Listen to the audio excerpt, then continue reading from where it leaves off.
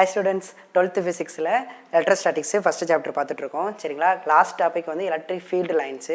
இந்த வீடியோ பார்த்தீங்கன்னா 28th video. சரிங்களா? 28th. யாராவது புதுசாக பார்க்குறீங்க அப்படின்னா 27 வீடியோஸோட லிங்க்கும் மொத்த லிங்க்கும் டிஸ்கிரிப்ஷனில் கொடுத்துருக்கேன். அதை பார்த்துட்டு அதுக்கப்புறம் இந்த வீடியோ பாருங்கள். சரிங்களா? ப்ராப்ளம் பார்க்கலாமா? கவனிங்க. ஸோ இதில் வந்து எக்ஸாம்பிள் நம்பர் 1.9 நம்ம புக்கில் இருக்கும். சரிங்களா? நான் நடத்துகிற உடனே என்ன பண்ணுங்கள், நீங்கள் நோட் பண்ணி வச்சுங்க. வீடியோ கம்ப்ளீட் ஆனதும் உடனே போய்ட்டு புக்கில் எடுத்து ஒரு தடவை பார்த்துருங்க. நல்ல ஞாபகம் வந்துடும். சரிங்களா? புதுசாக பார்க்குறவங்க தயவு செய்து லாஸ்ட் வீடியோ பார்த்துட்டு அப்புறம் இந்த வீடியோ பாருங்கள். அப்போ தான் நல்லா புரியும். ஓகேங்களா? 27வது வீடியோ எலக்ட்ரிக் ஃபீல்ட்ஸ்னால் என்ன அப்படின்னு. சரிங்களா? ஓகே, பார்க்கலாம். கவனிங்க. இப்போது இந்த கொஸ்டின் இருக்குல்ல, இந்த கொஸ்டினில் வந்து பார்த்தீங்கன்னா 2 சார்ஜ் கொடுத்துருக்காங்க. இது வந்து ஒரு கொஸ்டின்லேயே 3 கேஸு, ஏ கேஸு பி கேஸ் வரைஞ்சிருக்கேன். தேர்ட் கேஸு நம்ம இதை முடிச்சுட்டு நம்ம ட்ரா பண்ணலாம். சரிங்களா? ஓகே, கவனிங்க. என்னவா, ஐடென்டிஃபை த ஃபஸ்ட்டு கொஸ்டின் கவனிங்க. Identify the sign of 2 charges. Q1ம் Q2ம் என்ன சைனுன்னு கேட்குறாங்க. Q1ம் Q2ம் என்ன சைன்? ஏன்னா இப்போ சார்ஜஸ் வந்து பாசிட்டிவ் நெகட்டிவ் இருக்குல்ல. ஸோ அதில் Q1 என்ன சைனு, Q2 என்ன சைனு அப்படின்னு கேட்குறாங்க. ஓகேவா? அப்புறம் and find the ratio of Q1 Q2. இது என்ன மீனிங்? உங்கள் மேக்ஸில் படிச்சிருப்பீங்களே, என்ன meaning? Magnitude of Q1 Q2 ratio கேட்குறாங்க. சரிங்களா? ஸோ நம்ம எலக்ட்ரிக் ஃபீல்ட் லைன்ஸ் லாஸ்ட் வீடியோவில் தெளிவாக போட்டிருக்கோம். அதுலேருந்து என்ன சொல்ல வரோன்னா, இங்கே பாருங்கள் எலக்ட்ரிக் ஃபீல்ட் லைன்ஸை பாருங்கள். நமக்கு நல்லா கண்ணு தெரிஞ்சால் போதும். நல்லா பாருங்கள், பார்க்குறோம். ஓகே, இந்த சார்ஜுக்கு எலக்ட்ரிக் ஃபீல்ட் லைன்ஸ் எப்படி இருக்குது? அவுட்வேர்டில் போகுதா, ரேடியலி அவுட்வேர்டாக இருக்கா, ரேடியலி இன்வேர்டாக இருக்கா? பாருங்கள் எல்லாரும். ஸோ Q2 சார்ஜுக்கு இங்கே பாருங்கள் எப்படி இருக்குன்னா அவுட்வேர்டில் இருக்குது. கரெக்டாக? ரேடியலி எப்படி இருக்குது? அவுட்வேர்டில் இருக்குது. சரிங்களா? அப்புறம் கவனிங்க, இந்த Q2லேருந்து Q1க்கு வருதுல எலக்ட்ரிக் ஃபீல்ட் லைன்ஸ். இதெல்லாம் எலக்ட்ரிக் ஃபீல்டு லைன்ஸு. இதெல்லாம் என்னது? Electric field lines. எதுக்கு யூஸ் ஆகுது? டு ரெப்ரசன்ட் எதை? எலக்ட்ரிக் ஃபீல்டை. எப்படி? விஷுவலாக. ஓகே, அப்போ இந்த எலக்ட்ரிக் ஃபீல்டு லைன்ஸ் வந்து பார்த்தீங்கன்னா அவுட்வேர்டில் இருக்குது. இங்கே எலக்ட்ரிக் ஃபீல்ட் லைன்ஸ் பாருங்கள். இங்கே வந்து என்ன ஆகுதுன்னா, இங்கே Q2ல் ஸ்டார்ட் ஆகி இங்கே எண்ட் ஆகுது. எப்படி சார் இங்கே ஸ்டார்ட்டு இங்கே எண்டுன்னு சொல்கிறீங்கன்னா, ஏரோ மார்க்கை பாருங்கள். ஏரோ மார்க்கை பார்த்தா அப்போ இங்கே Q2 ஸ்டார்ட்டு, Q1 எண்டு. அப்போ எலக்ட்ரிக் ஃபீல்ட் லைன் வந்து இங்கே ஸ்டார்ட் ஆகுது, இங்கே எண்ட் ஆகுது. ஸோ அப்போ எந்த சார்ஜுக்கு தான் electric field lines starting end வந்து இங்கே முடியும்? சரிங்களா? எங்கே? பாசிட்டிவ் சார்ஜுக்கு தான். படிச்சிருக்கோம்ல, ஒரு பாசிட்டிவ் சார்ஜுக்கு எங்கே ஸ்டார்ட் ஆகும்? பாசிட்டிவில் ஸ்டார்ட் ஆகி நெகட்டிவில் எண்ட் ஆகும். அப்போ இந்த ஏரோ மார்க்கை பார்த்தா Q2ல் ஸ்டார்ட் ஆகி Q1ல் எண்ட் ஆகுது. அப்போ இதுலேருந்தே நம்ம சொல்லிடலாம் Q2 வந்து என்ன சைனு? பாசிட்டிவ். Q2 வந்து என்ன சைனு? பாசிட்டிவ். எப்படி சொன்னேன்? 2 ரீசன் வச்சு சொன்னேன். ஒரு ரீசன் என்னென்னா, எனக்கு எலக்ட்ரிக் ஃபீல்ட் லைன் இங்கே Q2ல் ஸ்டார்ட் ஆகி Q1ல் எண்ட் ஆனதுனால. ஸோ ஸ்டார்ட் இங்கே, எண்டு இங்கே. அப்போ கண்டிப்பாக பாசிட்டிவில் ஸ்டார்ட் ஆகி நெகட்டிவில் தான் எண்ட் ஆகும். எதுனா எலக்ட்ரிக் ஃபீல்டு லைன்ஸு. இன்னொரு பாயிண்ட் என்னென்னா, இந்த எலக்ட்ரிக் ஃபீல்ட் லைன்ஸை பார்த்தா ரேடியல் அவுட்வேர்டில் போகுது. அதாவது இங்கே ஸ்டார்ட் ஆகுது. கவனிங்க, இங்கே ஸ்டார்ட் ஆகுது, எங்கே எண்ட் ஆக போகுதுன்னா இன்ஃபினிட்டியில் எண்ட் ஆகுது. அப்படிங்க இந்த கண்டிஷன் யாருக்கு மட்டும்தானா? Q2 வந்து பாசிட்டிவ் சார்ஜுக்கு மட்டும்தான். பாசிட்டிவ்க்கு மட்டும்தான் இங்கே ஸ்டார்ட் ஆகி அங்கே எண்ட் ஆகும். பாசிட்டிவில் ஸ்டார்ட் ஆகி நெகட்டிவ்ல எண்ட் ஆகும். அப்போ Q2 வந்து பாசிட்டிவ். Q1 அப்போ என்னவா இருக்கும்? கண்டிப்பாக Q1 என்னவா இருக்கும்? இதுக்கு பாருங்கள், எலக்ட்ரிக் ஃபீல்ட் லைன்ஸ் வந்து என்ன ஆகுதுன்னா இங்கே தான் எண்ட் ஆகுது. சரிங்களா?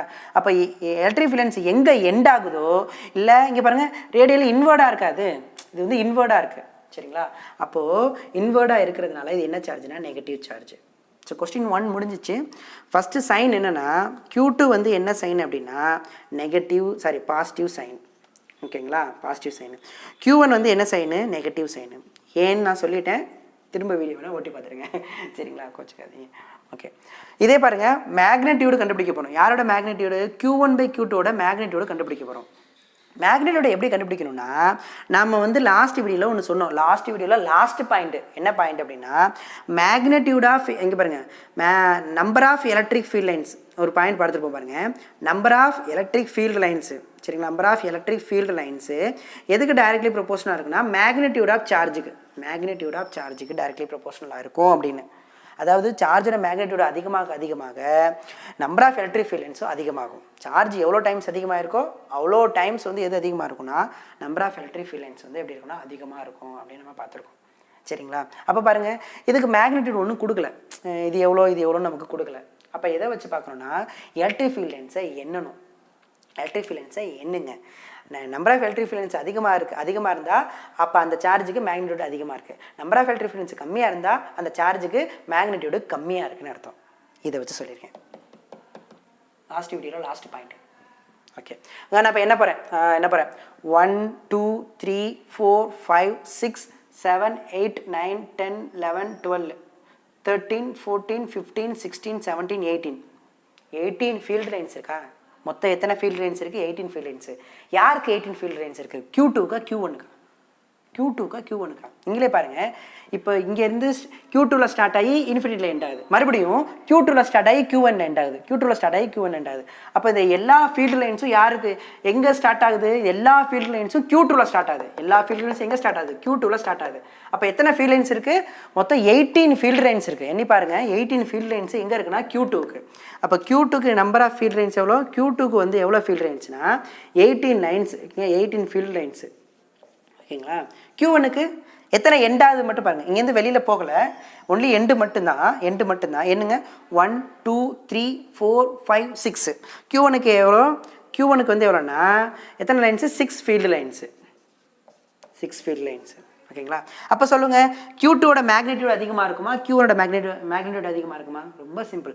நம்பர் ஆஃப் ஃபீல்டு லைன்ஸ் யாருக்கு அதிகமாக இருக்கோ அவங்க மேக்னிடியூடு தான் அதிகமாக இருக்கும். அப்போ Q2வோட மேக்னிடியூடு தான் அதிகமாக இருக்கும். சரிங்களா? எப்படி சார் மேக்னிடியூட கண்டுபிடிக்கிறது அப்படின்னு கேட்டிங்கன்னா ரொம்ப சிம்பிள். இங்கே பாருங்கள், Q1/Q2 தானே கேட்குறாங்க, Q1/Q2 தானே கேட்குறாங்க. ஸோ இது டைரக்ட்லி ப்ரொபோஷனலாக. எதுக்கு directly proportional? Number of electric field லைன்ஸுக்கு டைரக்ட்லி ப்ரொபோஷனல். இங்கே பாருங்கள், நம்பர் ஆஃப் எலக்ட்ரிக் ஃபீல்ட் லைன்ஸுக்கு வந்து டைரக்ட்லி ப்ரொபோஷனல். இங்கே பாருங்கள், நான் இதை வந்து எழுதிக்கிறேன், Q1/Q2. சரிங்களா? மேக்னிடியூடு. ஓகேவா? இஸ் ஈக்குவல் டு எதுக்கு directly proportional? Number of electric field lines. So இங்கே பாருங்கள், டைரக்ட்லி ப்ரொபோஷனல்னால் இங்கே 1 2ன்னு போட்டிங்கன்னா இங்கேயும் 1 2 போடுங்க. இல்லை சார் புரியலையே சார், நீங்கள் லாஸ்ட் வீடியோ பாருங்கள், கொஞ்சம் கொஞ்சமாக லாஸ்ட் வீடியோ பார்த்துட்டு வாங்க. சரிங்களா? ஓகேவா? ஸோ நான் number of electric field lines வந்து எப்படி இருக்குது அப்படின்னா டைரக்ட்லி ப்ரொபோஷனலாக இருக்குது. எதுக்குன்னா மேக்னிடியூட் ஆஃப் சார்ஜுக்கு. அப்போ இதை வச்சு நீங்கள் கண்டுபிடிச்சிடலாம். இங்கே பாருங்கள், இங்கே எழுதட்டுமா?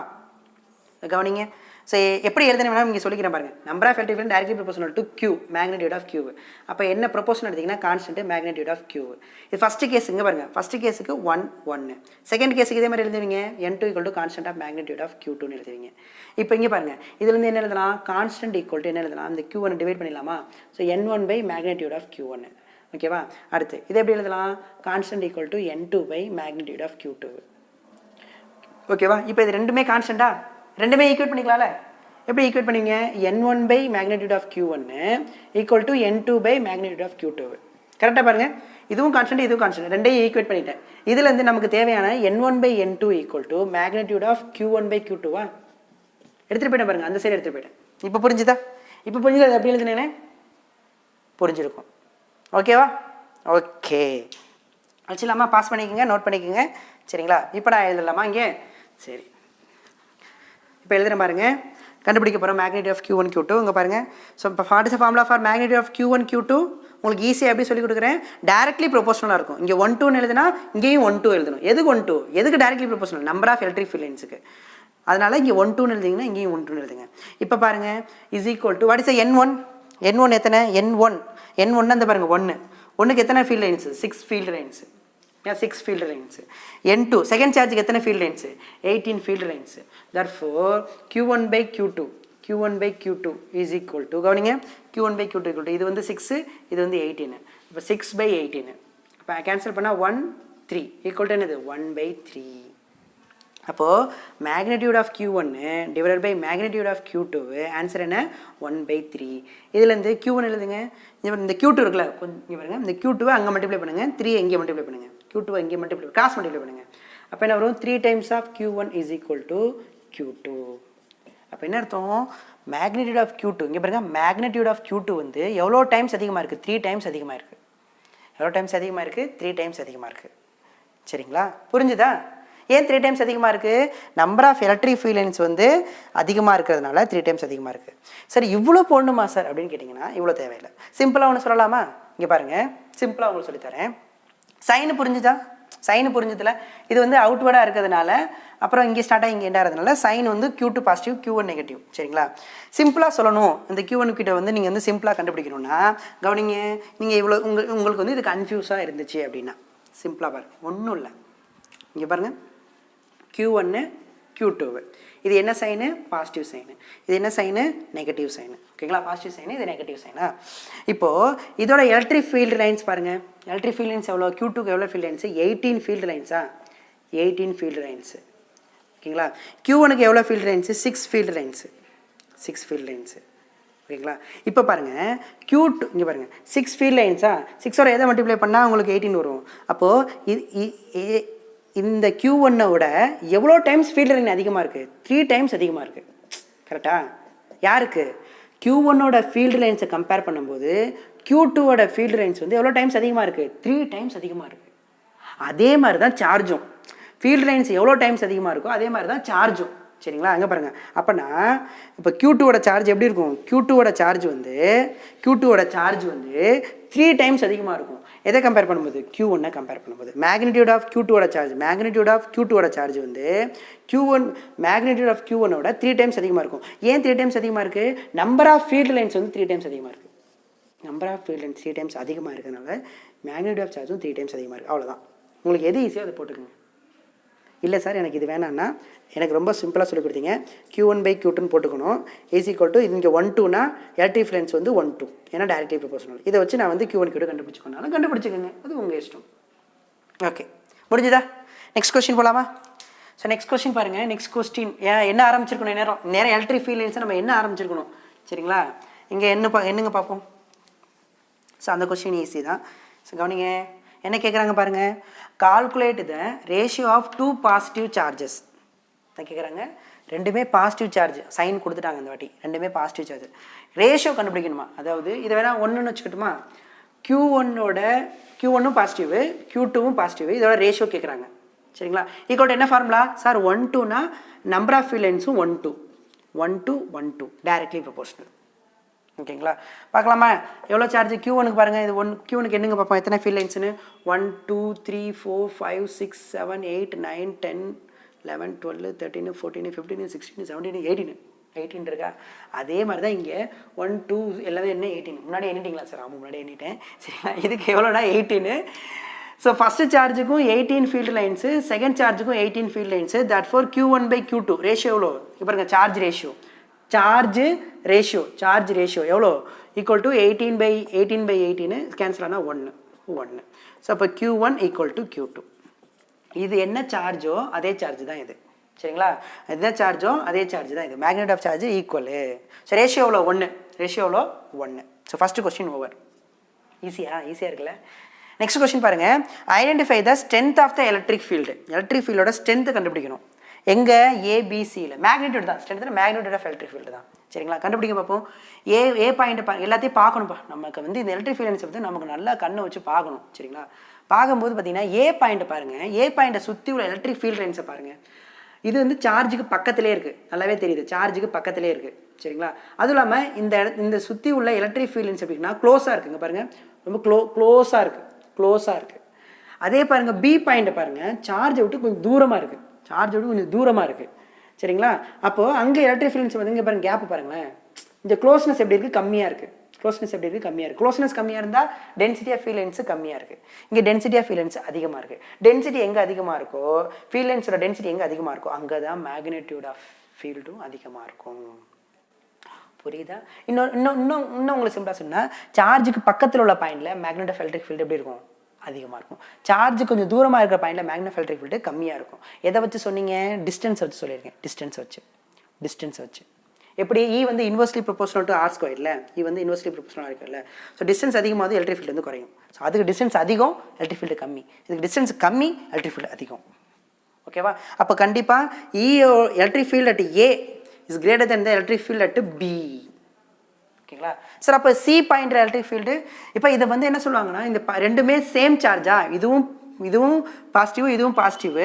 ரெண்டும் வந்து மேக்னிடியூட் வர சேமாக இருந்துச்சுன்னா இந்த பாயிண்ட் பேர் நியூட்ரல் பாயிண்ட். அதுவும் இல்லாமல் அதில் எலக்ட்ரிக் ஃபீல்ட் லைன்ஸ் வந்து பாஸ் ஆகலை.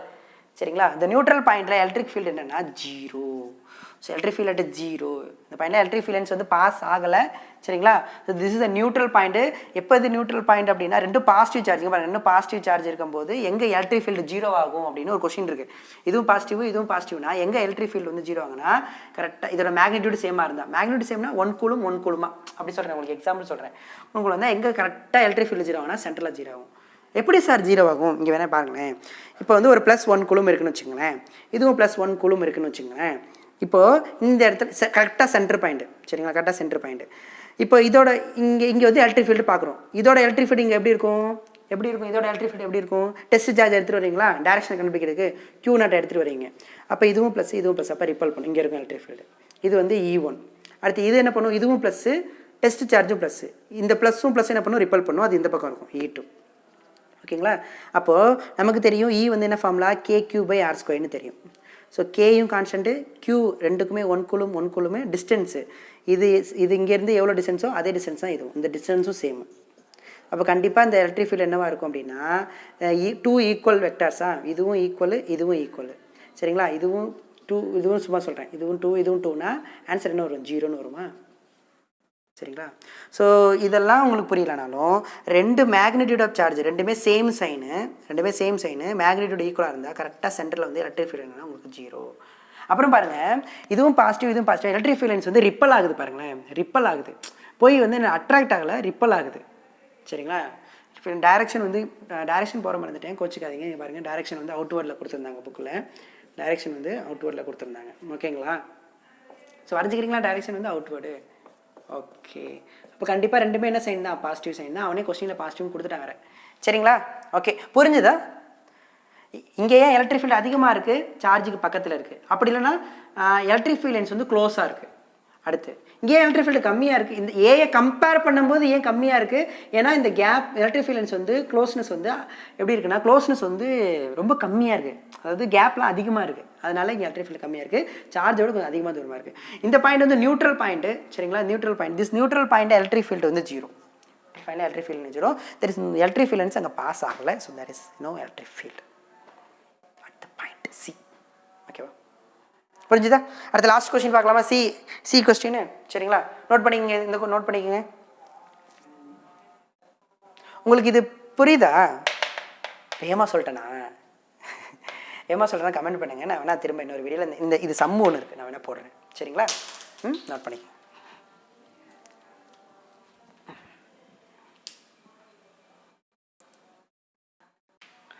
அடுத்து நோட் பண்ணுங்க. அடுத்த கொஸ்டின் நோட் பண்ணிக்கோங்க. அடுத்த கொஸ்டின், தேர்ட் கொஸ்டின். 3 கொஸ்டின் அந்த புக்கில். 2 கொஸ்டின் முடிச்சிட்டோமா? இது லாஸ்ட் கொஸ்டின். ஓகே, கவனிங்க. என்ன கேட்குறாங்க? இந்த Q2 வந்து -20 நேனா கூலுமா, இதோட வேல்யூ கொடுத்துட்டாங்க.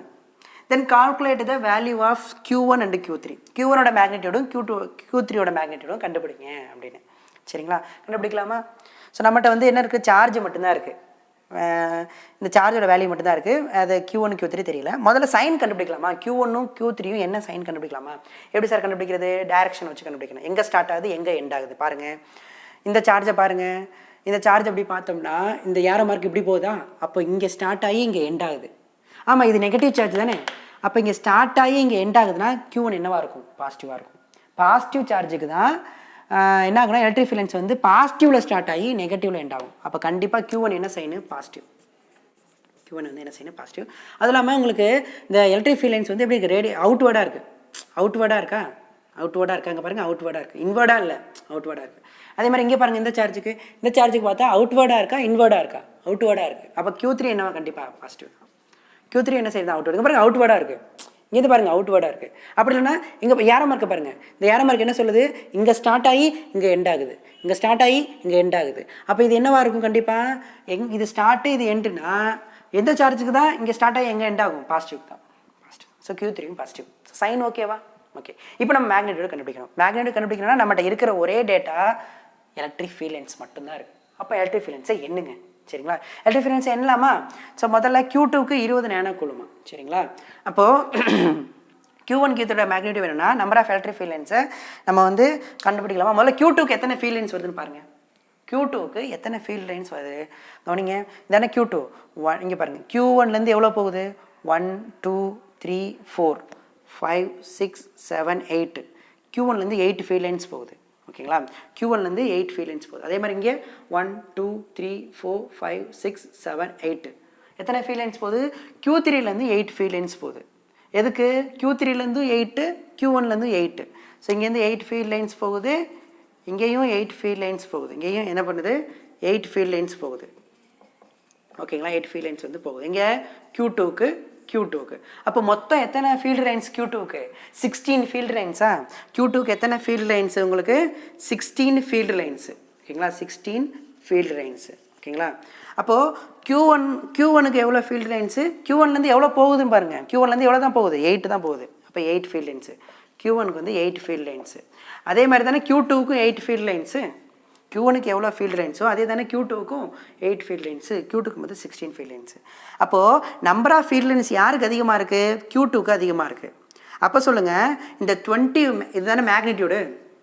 அப்போ 20 நேனோ கூலும் இருக்குல்ல, இந்த 20ஐ விட இதுக்கு வந்து மேக்னிடியூடு வந்து கம்மியாக இருக்குமா அதிகமாக இருக்குமா? எதுக்கு Q1 சாரிப்பா Q3 கோச்சிக்காதீங்க. Q3 தானே, Q3. ஓகே. Q1க்கும் Q3க்கும் 8 field lines. Q1 Q3 field லைன்ஸை கம்பேர் பண்ணும்போது யாருக்கு ஃபீல்டு லைன்ஸ் அதிகமாக இருக்குன்னா Q2க்கு ஃபீல்டு லைன்ஸ் அதிகமாக இருக்குது. இருக்குன்னா அப்போ அதுக்கு தான் அதிகமாக சார்ஜ் இருக்கும் 20. அப்போ இவங்க 2 பேருக்கும் 20ஐ விட கம்மியாக இருக்கும்.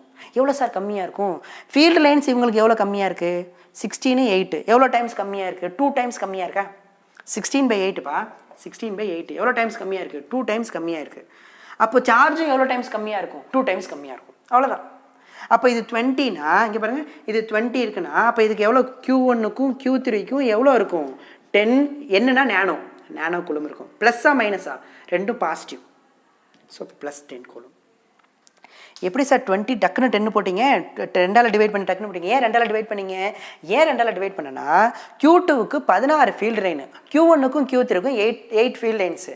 ஸோ எவ்வளோ டைம்ஸ் வந்து ஃபீல்டு லைன்ஸ் கம்மியாக இருக்குன்னு பாருங்கள். எவ்வளோ டைம்ஸ் ஃபீல்டு லைன் கம்மியாக இருக்குது அப்படின்னா, சரிங்களா, 2 டைம்ஸ் வந்து கம்மியாக இருக்குது. யாருக்கு? Q1க்கும் Q3க்கும் ஃபீல்டு லைன்ஸு 2 டைம்ஸ் கம்மியாக இருக்குது. அப்போது எவ்வளோ ஃபீல்டு லைன்ஸ் கம்மியாக இருக்கோ அவ்வளோ சார்ஜும் கம்மியாக இருக்கும். சரிங்களா? ஆக்சுவலாக ஃபீல்டு லைன் சார்ஜை வச்சு தான் ஃபீல்டு லைன்ஸு உங்களுக்கு புரியறதுக்காக அது. சரிங்களா? அப்போது இதுக்கு 20 இருக்குன்னா சார்ஜும் 2 டைம்ஸ் கம்மியாக இருக்கும். அப்போ 10 தான் இருக்கும். 20/2 10 தான் இருக்கும். புரிஞ்சுதா? சரிங்களா? ஓகேவா? நோட் பண்ணிக்கோங்க. பாஸ் பண்ணி நோட் பண்ணிக்கோங்க பார்ப்போம். சரிங்களா?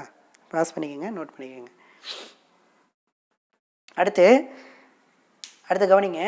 இன்னொரு பாயிண்ட் கூட இருக்குது. இந்த நீட் ஜெயிலெலாம் வரும். இன்னும் நிறைய ப்ராப்பர்ட்டிஸ் ஆஃப் ஃபீல்டு லைன்ஸ் இருக்குது இந்த நீட் ஜெய்க்கு. ஆனால் உங்கள் ஸ்டேட் போர்டுக்கு அதெல்லாம் தேவையில்லை. சரிங்களா? அதனால தான் நான் இன்னும் எக்ஸ்ட்ரா பாயிண்ட்லாம் விட்டுட்டேன். சரிங்களா? இங்கே பாருங்கள், இந்த சார்ஜ் ஜாயின் பண்ணுற லைன் இருக்குல்ல, இந்த சார்ஜ் ஜாயின் பண்ணுற லைனு, இந்த ஜாயின் பண்ணுற லைனுக்கு அப்வேர்டில் பாருங்கள், டவுன்வேர்டில் பாருங்களேன். நான் எப்படி இருக்குன்னா சிம்மெட்ரிக்காக இருக்கும். சிம்மெட்ரிக்னா எப்படிங்க பாருங்கள், எப்படி இருக்கா? இப்போ நான் இதை கட் பண்ணேன்னு வச்சுங்களேன், இந்த ஆஃபும் சேமாக இருக்குமா? கரெக்டாக இந்த ஆஃப் சேமாக இருக்குமா? இதே இது கவனிங்க, இப்படி இருக்குது, அப்புறம் வந்து இப்படி இருக்குது. சரிங்களா? இப்படி இருக்குது. ஓகேங்களா? இப்போ நான் இதை கட் பண்ணுறேன்னு வச்சுக்கோங்க, இந்த ஆஃப் சேமாக இருக்குமா? இருக்காது. அப்போ இதுதான் சிம்மெட்ரிக்கு, இது சிம்மெட்ரிக் கிடையாது. அதே மாதிரி தான் இதை ஜாயின் பண்ணுறல, இந்த சார்ஜை ஜாயின் பண்ணுற லைனுக்கு ஃபீல்டு லைன்ஸ் எப்படி இருக்குன்னா சிம்மெட்ரிக்காக இருக்கும். சார்ஜை ஜாயின் பண்ணுற லைன்ஸுக்கு ஃபீல்டு லைன்ஸ் எப்படி இருக்கும்? சிம்மெட்ரிக்காக இருக்கும். ஸோ கட் பண்ணிங்கன்னா அந்த ஆஃபும் இந்த ஆஃபும் எப்படி இருக்குன்னா சேமாக இருக்கும். இது வந்து ஒரு ப்ராப்பர்ட்டிஸ் ஆஃப் ஃபீல்டு லைன்ஸு.